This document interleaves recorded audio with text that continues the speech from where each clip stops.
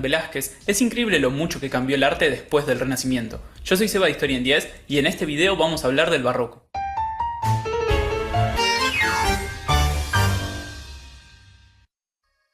El barroco es difícil de definir. Su significado se amplió muchas veces. Al principio, en el siglo XVIII, la palabra barroco se usaba despectivamente para hablar del arte que vino después del Renacimiento. Derivaba de la palabra portuguesa para las perlas irregulares, y quería decir extravagante o desordenado, parecido a como los renacentistas hablaban del gótico. Pero con el tiempo, no solo perdió ese sentido peyorativo, sino que se usó para describir otros aspectos de la cultura de la época. Nosotros nos centraremos en el arte, pero deben saber que también se habla de una religiosidad, mentalidad y hasta una ciencia barroca. A fin de cuentas, todo está conectado, por eso se lo define como un periodo de la historia cultural. ¿Y qué pasa con el arte barroco entonces? Bueno, es algo más fácil de delimitar. Fue un movimiento artístico que se desarrolló entre las últimas décadas del siglo XVI y las primeras del XVIII, principalmente en Europa y América, con centros en Italia, España y los Países Bajos, cada lugar con sus particularidades regionales. Tiene muchas continuidades con el Renacimiento, que ya tiene su video en el canal, pero también rechaza sus fundamentos, creando una estética original y profundizando lo que el manierismo comenzó. Principalmente ya no busca una belleza idealizada, se caracteriza por el movimiento, la tensión, la emotividad y la complejidad. Esto lo podemos ver en todas las ramas del arte, hasta en la música de Bach y Vivaldi. Miren si no estas comparaciones. La primera y para mí la más clara es la diferencia entre el David de Miguel Ángel y el de Bernini. Es el mismo personaje pero con dos visiones opuestas. El primero pareciera estar posando, el segundo coloca toda su fuerza en atacar con su onda. Un artista prioriza la perfección anatómica, el otro la acción y la emoción. Algo muy parecido podemos ver si comparamos la Piedad, también de Miguel Ángel, con la de la Catedral de Notre Dame. El rostro de la segunda muestra mucha más tristeza.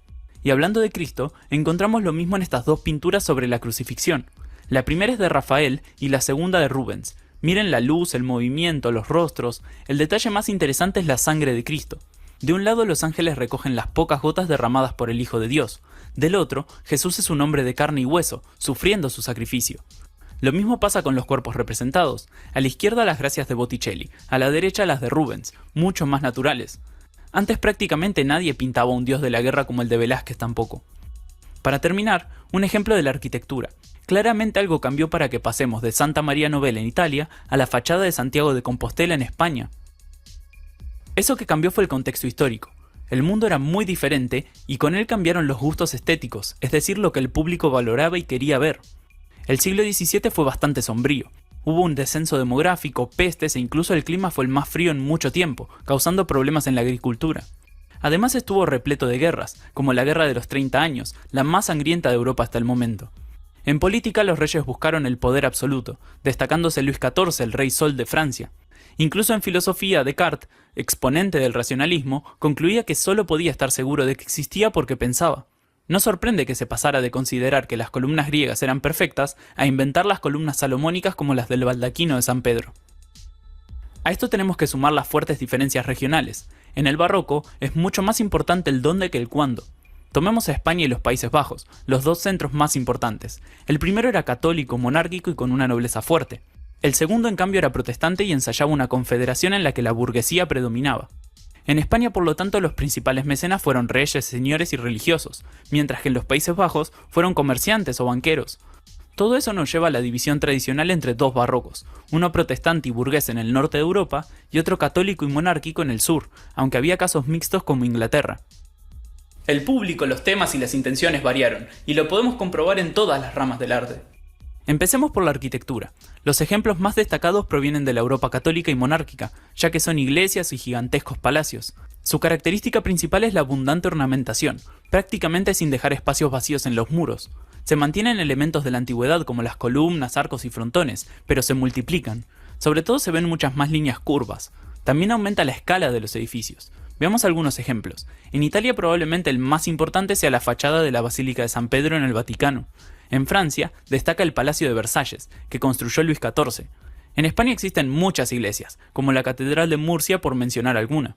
Algo muy interesante para mí es cómo el estilo se mudó a América, donde entre mis favoritas se encuentran Santa Prisca de Tasco, en México, y la Iglesia de la Compañía en Cusco. Continuamos brevemente con la escultura. Al ser también un arte costoso, se desarrolló principalmente por encargo de nobles y reyes. El escultor más importante es sin duda Gian Lorenzo Bernini.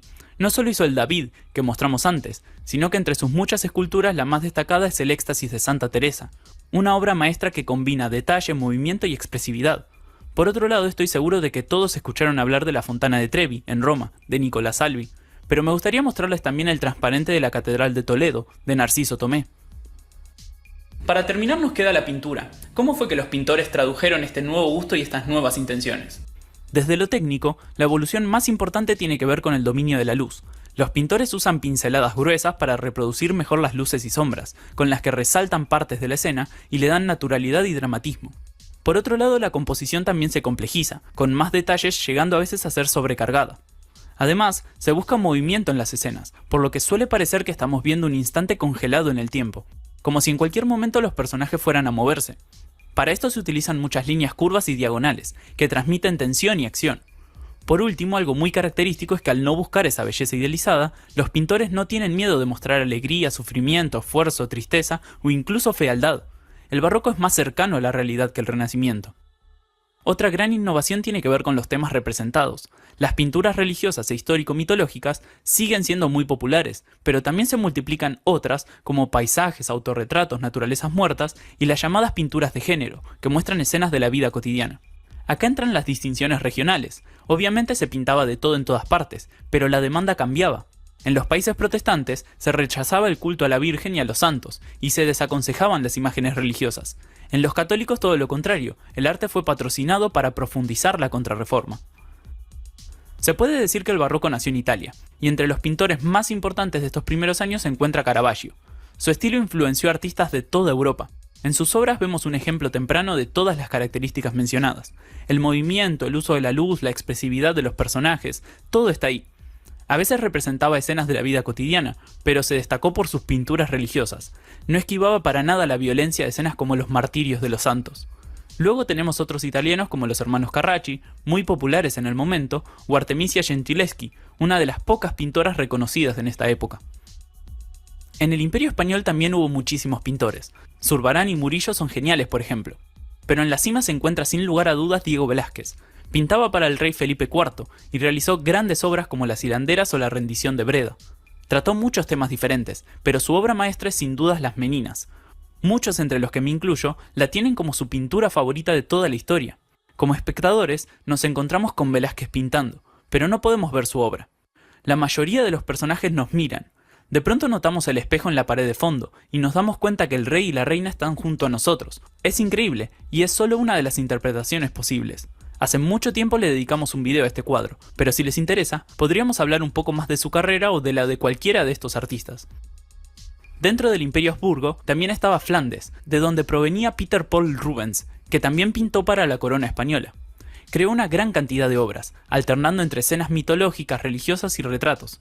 Además es uno de los que mejor condensa las características del estilo. Donde más claro lo veo es en la adoración de los Reyes Magos, donde nos hace seguir la diagonal que forman los personajes hacia la intensa luz que sale de Cristo. Nos queda hablar del maravilloso siglo de oro neerlandés. Pocas veces hubo tantos pintores concentrados en tan poco espacio. Entre ellos el más importante fue Rembrandt. Desde que comenzamos el canal que quiero dedicarle un video porque es uno de mis favoritos. Trató todos los temas que vimos, incluidos una cantidad absolutamente increíble de autorretratos.